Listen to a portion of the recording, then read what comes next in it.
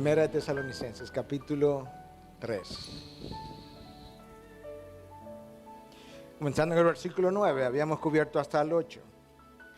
Pues, ¿qué acción de gracias podemos dar a Dios por vosotros, por todo el gozo con que nos regocijamos delante de nuestro Dios a causa de vosotros, según oramos intensamente de noche y de día, que podamos ver vuestro rostro y que completemos lo que falta a vuestra fe? ¿Qué acción de gracias? Ahora pues, que el mismo Dios y Padre nuestro, Jesús, y nuestro Señor dirijan nuestro camino a vosotros. Y que el Señor os haga crecer y abundar en amor unos para con otros y para con todos, como también nosotros lo hacemos para con vosotros. Escucha, a fin de que Él afirme vuestros corazones irreprensibles en santidad delante de nuestro Dios y Padre en la venida de nuestro Señor Jesús con todos sus santos. Tú encuentras a Pablo otra vez dando gracias a Dios y orando por aquellos creyentes que él conoció en Tesalónica. En el versículo 9 tú encuentras una acción de gracias. En el versículo 10 Pablo menciona cómo él y sus compañeros no dejan de orar de noche y de día. En el versículo 11 hay una petición. En el versículo 12 hay otra petición a Dios. En el versículo 13 ocurre lo mismo. Y visto de esta manera, parece que el tema central es realmente la oración de Pablo por estos hermanos, y eso es como la mayoría de los comentaristas, o quizá todos los comentaristas consultados, enfocan este pasaje. Sin embargo, de manera intencional, yo quiero enfocarlo desde otro ángulo, sin dejar de lado la oración y sus intenciones detrás de lo que está en este texto. Y es por eso que yo he titulado mi mensaje Creciendo Juntos en la Presencia de Dios. Y lo he hecho de esa manera porque si tú te detienes y lees el texto una vez y otra vez y otra vez, tú te percatas de que ciertamente la oración de que aquí se habla está íntimamente relacionado con el crecimiento espiritual de estos hermanos en Tesalónica. Tú comienzas viendo en el versículo 9, Pablo está dando gracias por todo lo que él ha escuchado acerca de estos hermanos, por el testimonio que ha resonado en todas partes, en esos lugares donde ellos estaban habitando. Pablo está dando gracias porque cuando ellos recibieron la palabra de Dios, la recibieron por lo que verdaderamente es la palabra de Dios y no la palabra de los hombres. Pero él está dando gracias de manera particular en ese versículo por el gozo que él puede experimentar justamente a causa de vosotros, pero ese a causa de vosotros es justamente el testimonio que ha salido y ha recorrido las regiones acerca de cómo esta gente en poco tiempo estaba creciendo y se había convertido o constituido en un pueblo que testificaba acerca de su Dios. Y en el versículo 10 tú encuentras a Pablo expresando con intensidad que él y sus compañeros están orando de noche y de día para que Dios les permita regresar a Tesalónica. Pero en el mismo texto, Pablo nos deja ver cuál es la intención de su regreso, y es que yo pueda completar en ustedes lo que está deficiente en su fe, y ahí hay crecimiento otra vez. Yo quiero ir y estoy orando para ir, pero mi interés es poder completar lo que está deficiente en su fe. En el versículo 11 hay una petición al Padre y al Hijo al mismo tiempo de que Él nos abra camino, nos haga un camino que nos lleve hasta allá. Pero ¿cuál es la razón por la que quieres ir, Pablo? Porque yo entiendo que necesito completar lo que falta, lo que carece, lo que está deficiente aún en su fe. Yo quiero ayudarlos a crecer en esa dirección. Y si no estamos convencidos de que realmente crecimiento espiritual es parte de lo que aquí está revelado en medio de mucha oración, escucha lo que Pablo dice en el versículo 12, y que Dios los haga crecer y abundar. Y de manera particular que los haga crecer y abundar en amor. Pero es interesante que este crecimiento que ellos están experimentando no ocurre de manera aislada. Pablo predicó el evangelio, plantó una iglesia junto con Silas y Timoteo y luego se fueron del área. Pero Pablo quería que estos hermanos fueran fortalecidos y consolados, de manera que él envió a Timoteo para que Timoteo pudiera continuar la obra. Ellos recibieron la palabra, ellos aplicaron la palabra. Todos juntos leyeron esta carta cuando llegó a ellos en medio de una comunidad, de tal forma que tú puedes ver que hay instructores y hay discipuladores, discípulos, y que hay una comunidad que está creciendo junta. No hay una persona aislada creciendo, separada del resto del cuerpo. Y de ahí entonces que yo he titulado mi mensaje, Creciendo Juntos en la Presencia de Dios. Padre, te alabamos y bendecimos por otro texto más que nos sirve de espejo, nos sirve de piedra que nos pule, nos sirve de espada que discierne nuestros corazones, nuestras intenciones, nos sirve de fuego que limpia nuestras impurezas, nos sirve de recordatorio, nos sirve de estímulo, nos sirve de exhortación. Gracias por tu Espíritu que la aplica a nuestras vidas. Yo quiero pedirte, Dios, que en la medida en que la palabra salga de mis labios, tú la puedas llevar en el poder de tu Espíritu y aplicarla a cada individuo que aquí se encuentra conforme a donde él o ella está espiritualmente, justamente en este lugar, en este momento. Que cuando todo sea dicho y hecho, la gloria de tu nombre haya sido puesta en evidencia. Te lo pedimos en Cristo Jesús. Amén, amén. Recordemos que esta es una sola carta y por tanto todo lo que aquí se dice tiene cierta conexión. Pero el texto nuestro en el día de hoy comienza con una palabra, pues. Es una palabra que ya hemos visto, que expresa una conexión entre lo que ha sido escrito o dicho y lo que va a ser dicho ahora. Y una de las cosas que sabemos es que Pablo ya ha estado resaltando la obra de fe de esta gente, su trabajo de amor, su testimonio que ha resonado en todas las iglesias, en Macedonia, en Acaya y más allá, hasta el punto de haberse constituido en modelos que muchos querían y estaban imitando.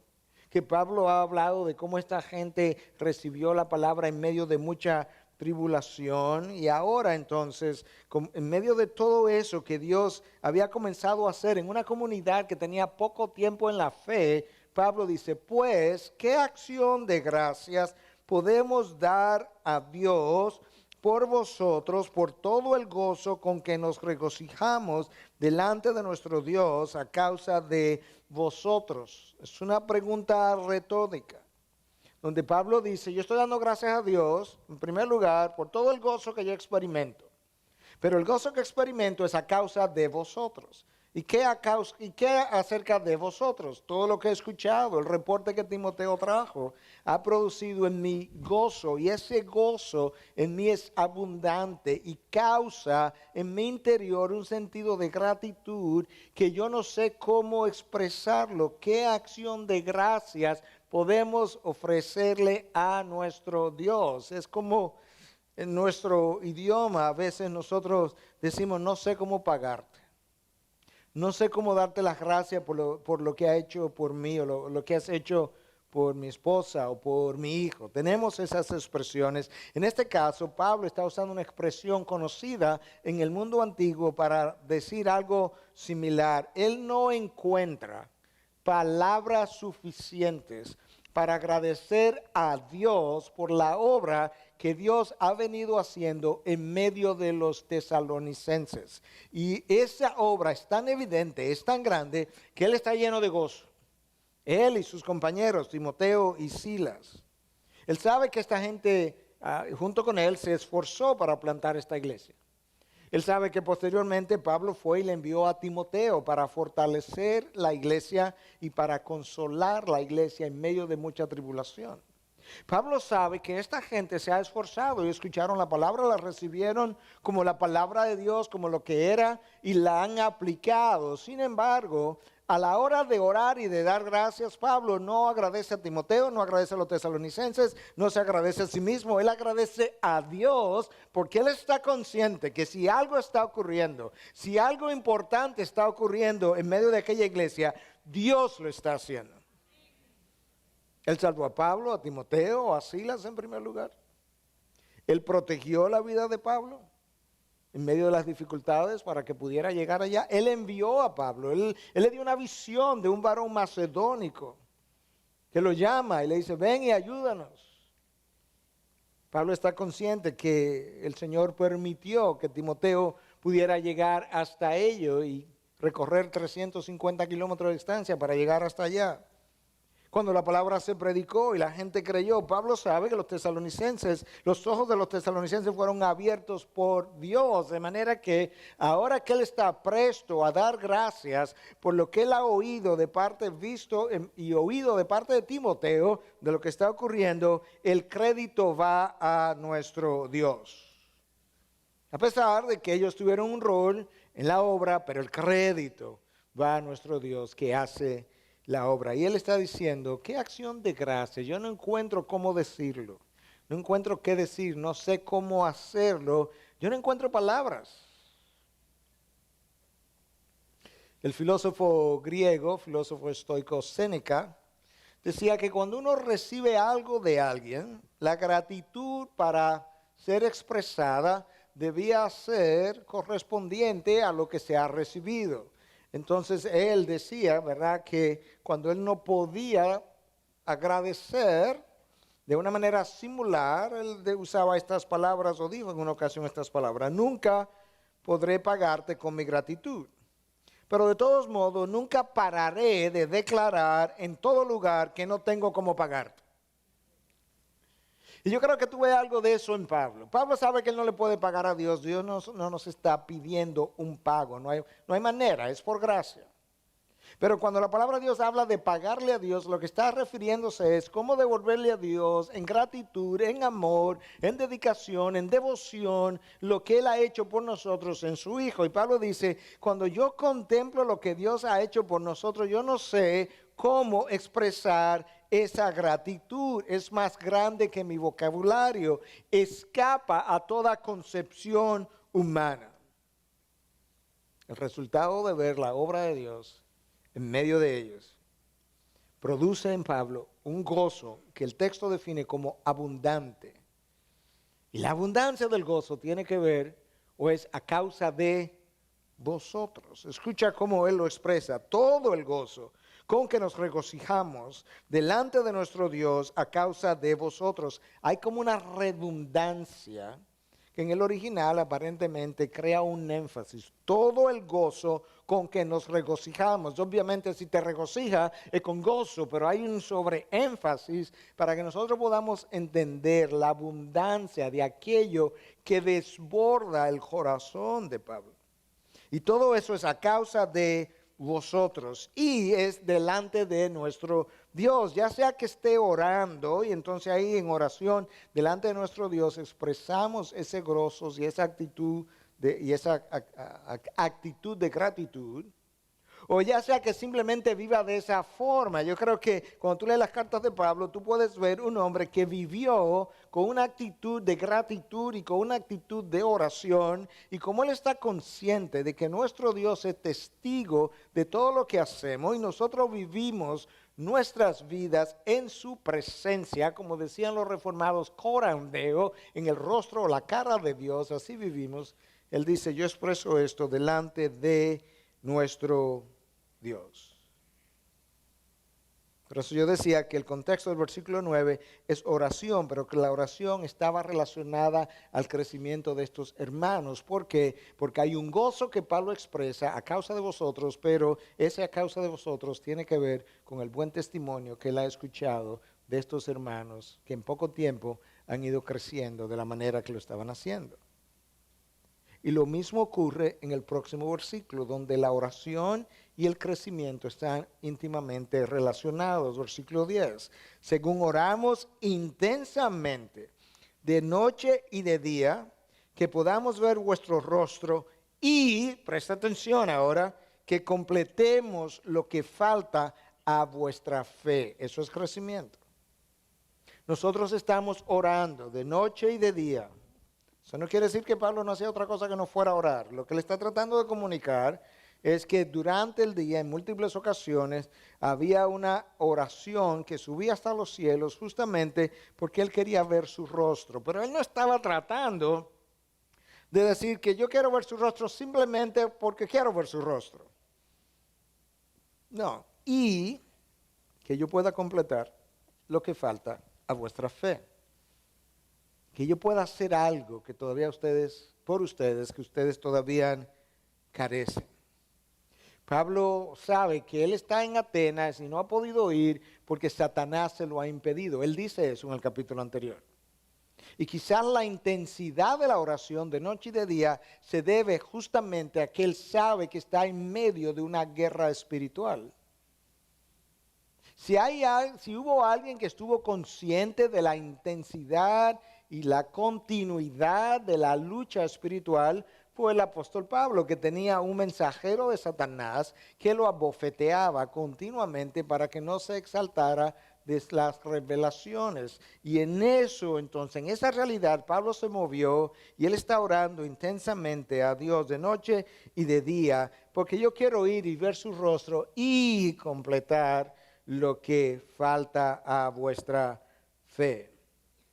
Nuestra fe no está completa en ningún momento de nuestra existencia, está en crecimiento, la tuya y la mía. No podemos olvidar que el apóstol Pablo había estado muy poco tiempo entre los tesalonicenses, de manera que había muchas cosas de la fe que él no había podido comunicarles. Y de hecho, cuando tú sigues leyendo la primera y la segunda carta a los tesalonicenses, tú te percatas que ciertamente habían cosas que ellos necesitaban entender de una mejor manera. Habían algunos de ellos, como vamos a ver más adelante, que no querían trabajar. Y no querían trabajar porque como el Señor Jesús venía ya tan pronto, entonces mejor dejemos de trabajar y sentémonos a esperarlo. Y Pablo tiene que decirle, bueno, si esa es la actitud, el que no trabaje, que no coma. Pero tienes que trabajar. Entonces ellos necesitaban corrección en lo que tenía que ver con la actitud hacia el trabajo. Necesitaban corrección en cuanto a lo que tenía que ver con la escatología. Había llegado una carta a ellos de que aparentemente el día del Señor ya había llegado. Tenían que ser corregidos en esa dirección. Pablo dice algunas cosas en el capítulo 4 que tienen que ver con la pureza sexual. Quizás necesitaban en esa dirección también cierta corrección e instrucción. Necesitaban ser enseñados otra vez. Y yo quiero ir, tengo deseo, yo añoro ver vuestro rostro, pero hay una razón. Y es ver si Dios me permite completar lo que está deficiente en vuestra fe. Y ellos que recibieron la palabra de Dios por lo que era, como la palabra de Dios y no como la palabra de hombres, probablemente estaban dispuestos a ser enseñados. Y esa es una característica de un verdadero discípulo de Cristo, es la habilidad de ser enseñable. Stephen Farrar, en su libro Finishing Strong, Going the Distance for Your Family, terminando fuerte o bien, yendo la milla extra por tu familia, si pudiéramos decir, dice que el hombre que no es enseñable no tiene ni siquiera un solo chance de terminar bien. Los tesalonicenses se dejaron enseñar la primera vez, se dejaron enseñar cuando Timoteo fue y probablemente se dejaron enseñar cuando Pablo regresó. Y ahí está la intención de Pablo, expresada en el próximo versículo otra vez, versículo 11. Ahora pues, que el mismo Dios y Padre nuestro y Jesús nuestro Señor, una oración dirigida a ambos, el Padre y el Hijo, no porque fueran dos dioses distintos, pero nos deja ver esto que ciertamente Pablo coloca a Jesús en el mismo lugar, a la misma altura del Padre cuando dirige la oración a uno y al otro a la vez. Ahora pues, que el mismo Dios y Padre nuestro y Jesús nuestro Señor dirijan nuestro camino a vosotros. De nuevo, Pablo sabe que Satanás es que se lo ha impedido, ciertamente con permiso de Dios, pero sabe que llama profundamente la atención, algo que ya yo mencioné ligeramente la vez pasada, y es que a pesar de que Satanás lo está impidiendo bajo el permiso de Dios, Pablo no dice, bueno, como eso es Satanás que lo está haciendo y Dios le dio permiso, bueno, que sea así, ya Dios sabe lo que está haciendo. No, él está orando noche y día para ver si Dios le abre una puerta para él poder llegar hasta allí. Pablo no es pasivo en la espera, él tiene una espera activa de oración. Y aparentemente, de acuerdo a lo que vemos en el capítulo 19 del libro de los Hechos, Dios le abrió la oportunidad a Pablo cuando él regresa al área de Macedonia. Y Tesalónica era la capital de una de las divisiones del distrito de Macedonia, de forma tal que los estudiosos concuerdan de que Pablo con toda probabilidad regresó a Tesalónica en algún momento, justamente para completar lo que faltaba a su fe. Es el deseo, por eso le está orando. Y Pablo tenía otras cosas en mente probablemente cuando escribe esto, pero de manera directa ahora, en el versículo 12, Pablo nos deja ver que hay un área por la que él está orando y que quizás él quisiera contribuir en esa área al crecimiento de los tesalonicenses. Y eso está expresado en el versículo 12, cuando él dice, y que el Señor os haga crecer. ¿Te das cuenta que el crecimiento es parte de lo que Pablo está buscando en estas oraciones y en su regreso allá? Y que el Señor os haga crecer y abundar en amor unos para con otros y para con todos, como también nosotros lo hacemos para con nosotros. En el versículo 9, Pablo da gracia por el testimonio que él ha escuchado de los tesalonicenses y el gozo que él está experimentando a causa de vosotros, pero por su testimonio. Ahí hay crecimiento. En el versículo 10, Pablo dice que él quiere regresar para completar lo que hace falta en vuestra fe. Eso es crecimiento. Y ahora en el versículo 12, Pablo pide por su crecimiento y en manera particular en amor, en la abundancia del amor. Eso es una oración que yo creo que nosotros pocas veces hacemos por nosotros mismos, que Dios nos permita abundar o crecer en el amor por el otro. Lamentablemente nosotros aprendemos a hacer cualquier cosa en la vida cristiana antes de amar.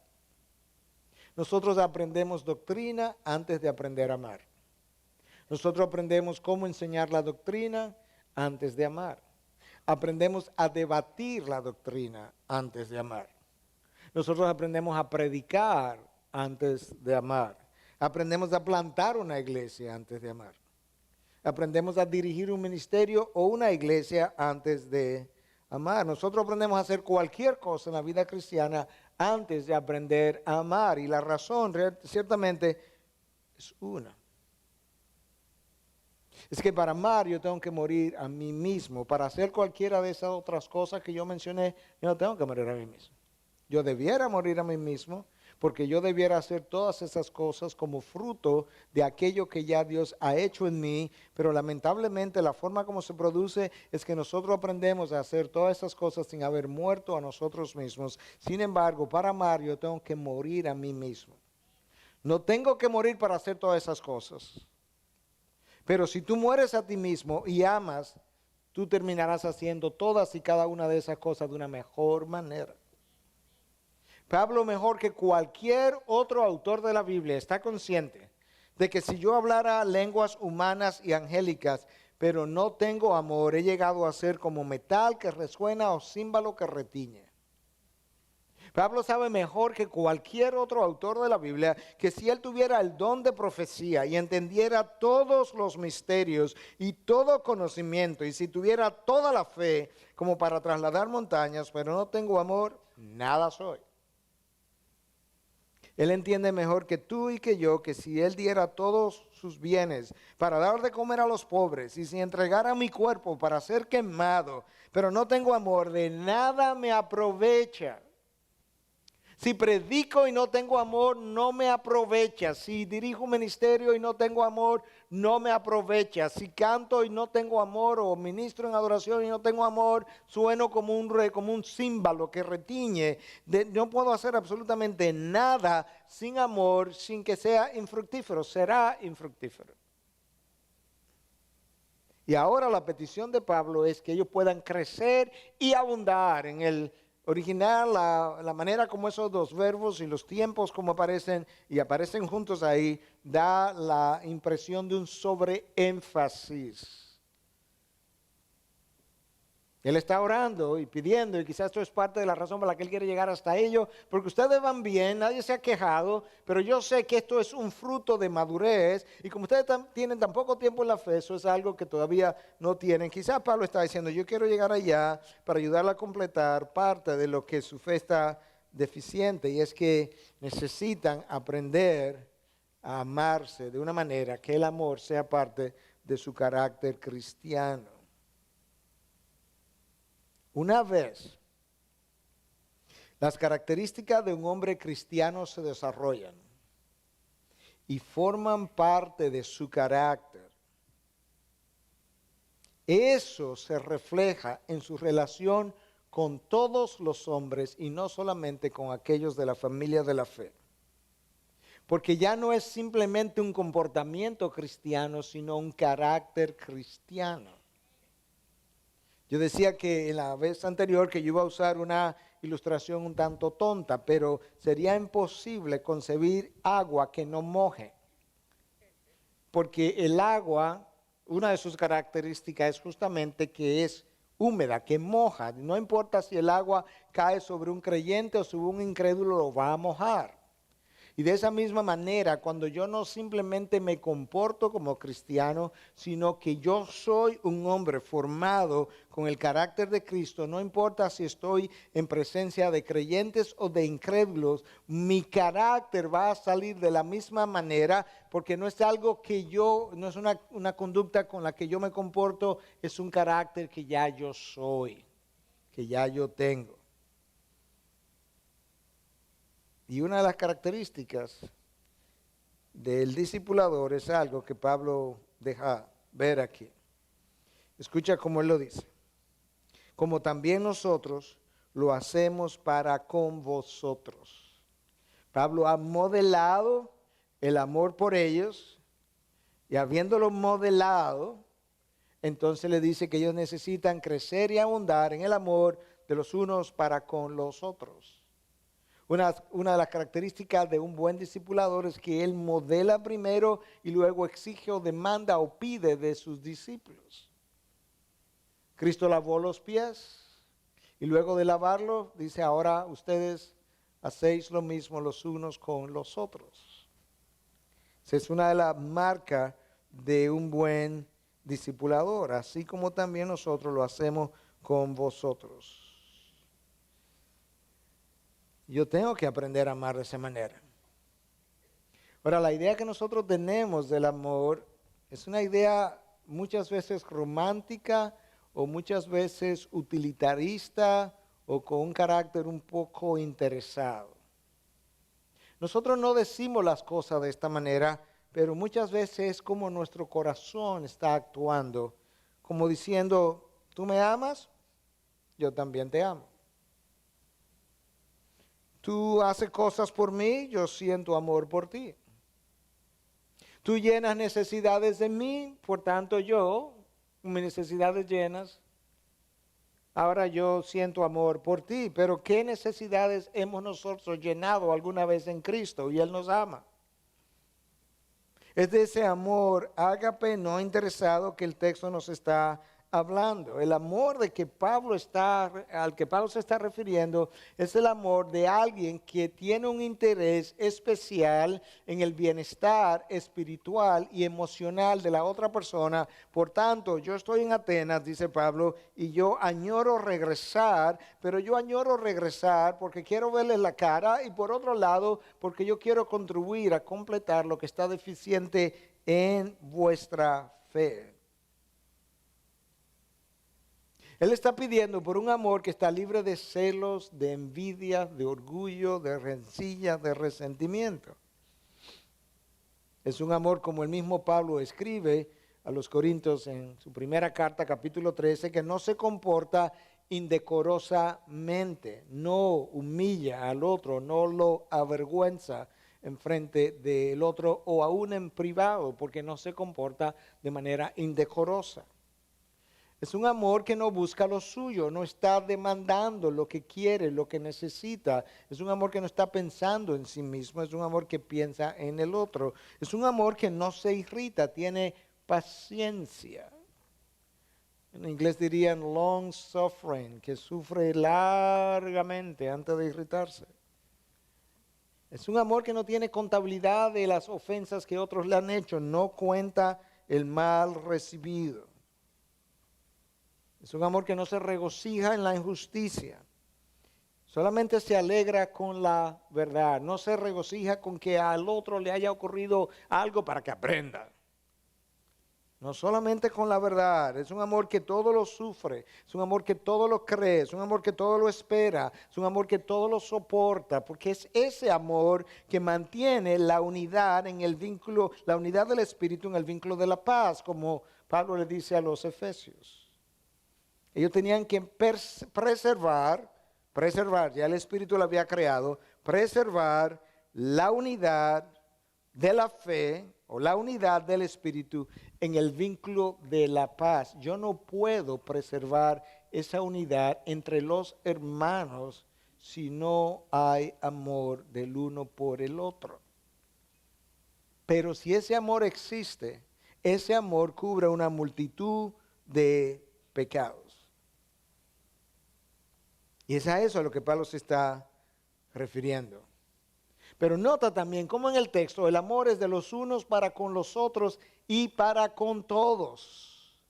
En otras palabras, el amor que solamente se manifiesta dentro de la comunidad de creyentes, eso no es el amor al que Pablo se está refiriendo. Como es algo que yo soy, es un amor que sale de mí hacia todas las personas con las que yo me relaciono. Si tú piensas en el Señor Jesucristo y su encuentro con el joven rico quería encontrar la vida eterna, Cristo le explica cómo tenerla. Cristo conoce ahora que la idolatría de este hombre son sus bienes y posesiones y le dice, vende todo lo que tú tienes y darlo a los pobres. El joven rico se da media vuelta y se va. El texto dice, y Jesús lo amó. Amó a quien le rechazó. Amó a quien le dio la espalda. Porque Jesús no podía ni puede hacer otra cosa que no sea amar, porque eso es lo que Él es. Eso no es lo que Él hace, eso es lo que Él es. Y de esa misma forma Dios está tratando de formar cualidades en nosotros que formen parte de nuestro carácter, de manera que yo no tenga que actuar las cualidades, sino que son las cualidades propias de mi ser. Ahora, el deseo final del apóstol Pablo está expresado en el versículo 13 y último del texto de hoy. Escucha, a fin de que... Eso es una frase de propósito, a fin de que Él afirme vuestros corazones irreprensibles en santidad delante de nuestro Dios y Padre en la venida de nuestro Señor Jesús con todos sus santos. Todo lo que Pablo había pedido hasta ese entonces, desde la oportunidad de regresar a ellos, hasta la oportunidad de ellos aprender a amarse el uno al otro y de tener amor para con todos. Todo eso tenía una intencionalidad a fin de que Él, el Señor, afirme vuestros corazones, porque Él es que lo hace, irreprensibles en santidad delante de nuestro Dios y Padre. Corazones irreprensibles en santidad, esas son dos palabras raramente escuchadas en los púlpitos de hoy en día. Hay un desénfasis en lo que es la necesidad del creyente vivir de manera irreprensible y en santidad en la iglesia de hoy, pero no hay un desénfasis en la palabra de Dios donde, como dijimos recientemente, la palabra irreprensibles o irreprochable aparece de manera recurrente en múltiples de las cartas de Pablo. En Hechos 24:16, Pablo habla de que él se esfuerza por tener una conciencia irreprensible, no simplemente un testimonio ante los hombres, por tener su conciencia limpia, irreprensible, delante de Dios. Él escribe a los Filipenses y en 1:10 le dice, a fin de que escojáis lo mejor para que seáis puros e irreprensibles para el día de Cristo, que escojáis lo mejor. Pablo sabe que hay cosas malas, hay cosas buenas, pero hay cosas que son lo mejor. Y nosotros frecuentemente vivimos escogiendo, desechando lo malo, escogiendo lo que nos parece bueno, pero no llegando hasta lo que es mejor, porque aquello que es mejor requiere de un esfuerzo, de un sacrificio, y por tanto no cultivamos, no permitimos que el Señor cultive en nosotros lo que es un corazón puro e irreprensible para el día de Cristo. Hay una relación entre la manera santa, como yo estoy tratando de vivir en el poder de Dios, por la gracia de Dios, y la venida y la espera de Cristo. Hay una esperanza purificadora de cómo yo espero al Señor que ha de regresar. Y de hecho, el apóstol Pedro, cuando escribe en su segunda carta, establece la relación de manera clara en 3:14. Segunda de Pedro, escucha. Por tanto, amados, puesto que aguardáis estas cosas, ¿cuáles? Las de su segunda venida, procurar con diligencia, ahí está la palabra, no es simplemente procurar, pero hacerlo con diligencia, ser hallados por Él en paz, sin mancha e irreprensible. Cuando Él llegue, cuando Él regrese, procura ahora con diligencia que te encuentre de una manera irreprensible en santidad. ¿Por qué? Porque eso honra lo que Él ha hecho por ti. No es porque vas a perder tu salvación si verdaderamente lo eres. No, es porque si vives de otra manera, no estás honrando lo que Cristo ha hecho por ti. Y Pablo dice, a fin de que yo quiero regresar, yo quiero completar en ustedes lo que falta a vuestra fe. Yo estoy pidiendo que aprendan a amarse los unos a los otros y aún más allá, a fin de que Dios pueda afirmar vuestros corazones en santidad irreprensible. Hay un énfasis, como tú lo verás más adelante, en la carta escrita a los Corintios acerca de la santidad de Dios y del creyente. Esta es la voluntad de Dios, vuestra santificación. 5:23 de Primera de Tesalonicenses, y que el mismo Dios de paz os santifique por completo, Él es quien lo hace, y que todo vuestro ser, ¿hasta dónde? Todo vuestro ser, espíritu, alma y cuerpo sea preservado irreprensible para la venida de nuestro Señor Jesucristo. ¿Hasta dónde Dios quiere mi santificación? Bueno, todo vuestro ser. ¿Pero qué significa eso? ¿No entiende? Mira, implica tu mente, tu corazón, tu alma, espíritu, cuerpo, todo eso. ¿Y para qué? Para la venida de nuestro Señor Jesucristo. Porque el hecho de saber que Él regresa, que regresa por ti, debe recordarte lo que hizo por ti en el pasado. Y tú debes responder con gratitud, por amor, a lo que ya ha hecho. Y Pablo está preocupado en el buen sentido, quizá ocupado es una mejor palabra, en la santificación de estos tesalonicenses. Y quiere regresar y quiere ayudar a completar en ellos lo que faltaba a su fe.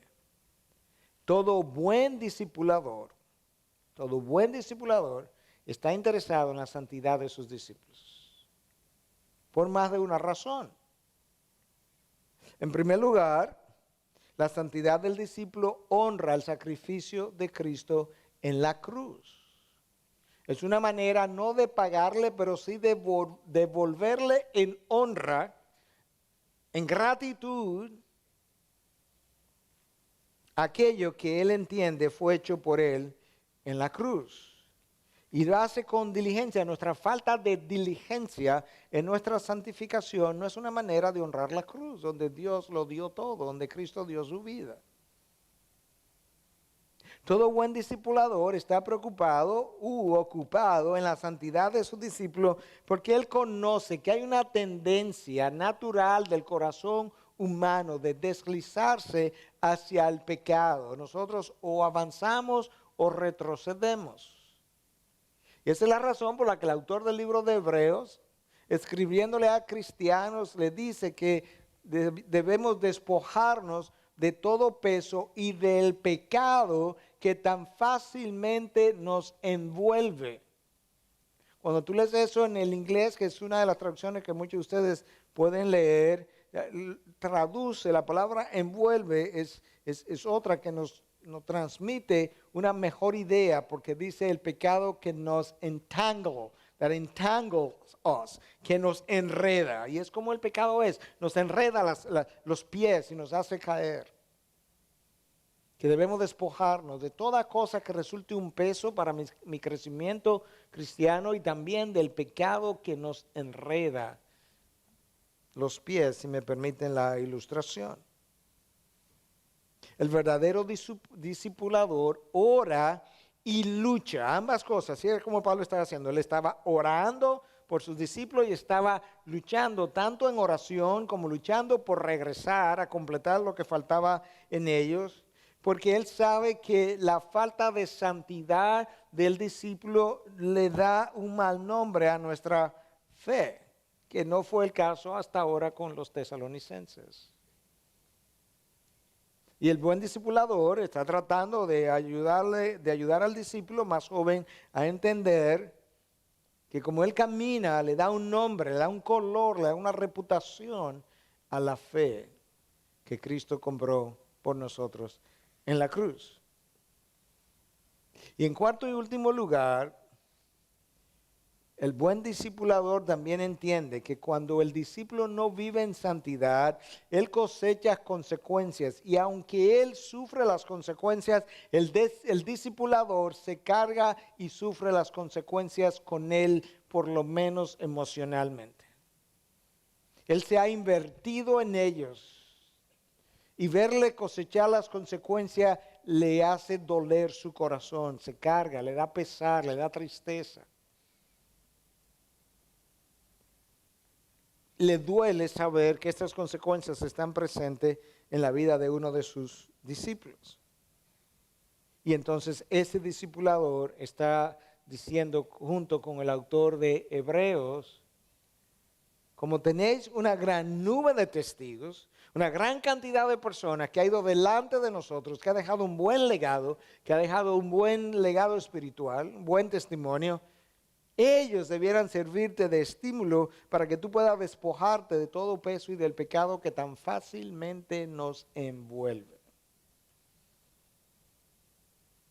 Y es justamente eso es lo que Pablo está pidiendo ya al final, en el versículo 13, cuando él dice, a fin de que el Señor, Él os afirme vuestros corazones de manera irreprensible y en santidad. Tú puedes ver el beneficio de esta carta para la IBI en un momento como este. Es una carta que nos sirve de espejo. Es una carta que nos sirve de confrontación. Es una carta que nos sirve de examinador para yo ver dónde estoy, de evaluación. Es una carta que sirve para evaluar o medir mi nivel de madurez en aquellas cosas que verdaderamente tienen valor en la vida cristiana. Y una de ellas, quizás la primera, es el amor de Dios, ágape, de uno por el otro, incluyendo de aquellos que están afuera de la fe, como ya habíamos explicado. Hay una preocupación en la palabra de Dios que nosotros no solamente hagamos cosas por lo que están dentro de la familia de la fe, sino más allá. Cuando tú llegas a la carta a los Gálatas, en 6:10, tú encuentras justamente a Pablo instruyéndoles y diciéndoles lo siguiente: así que entonces hagamos bien a todos, según tengamos oportunidad, y especialmente a los de la familia de la fe.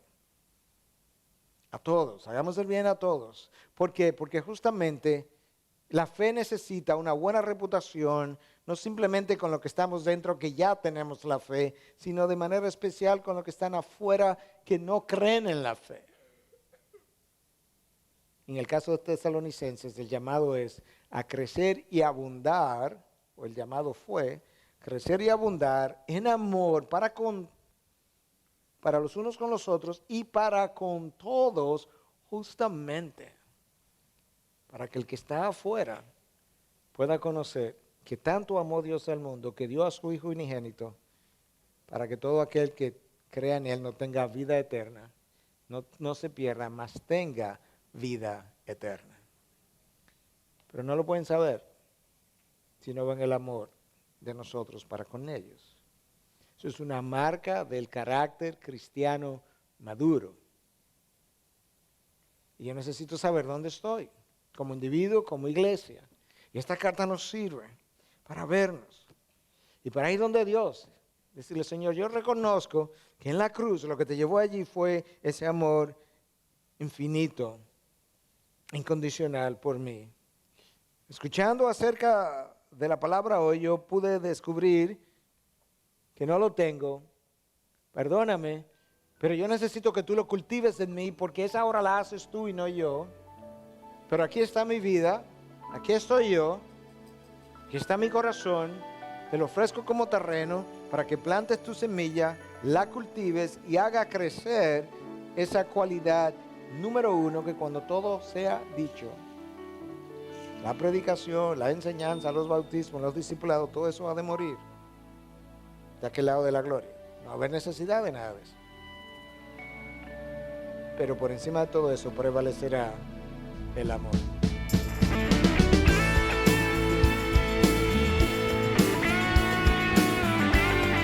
Esta es una producción que llega hasta ustedes gracias a los aportes de individuos y empresas comprometidos con la defensa de la fe. Para más información, preguntas y comentarios, visite nuestra página de internet www.integridadisabiduría.org. En esta página encontrará información sobre la producción de este y otros recursos que ponemos a su disposición, como también las formas en las que usted puede contribuir con la producción de programas como estos. Les invitamos nuevamente a visitar nuestra página de internet www.integridadisabiduría.org. Será hasta la próxima, cuando nos reencontremos en su palabra.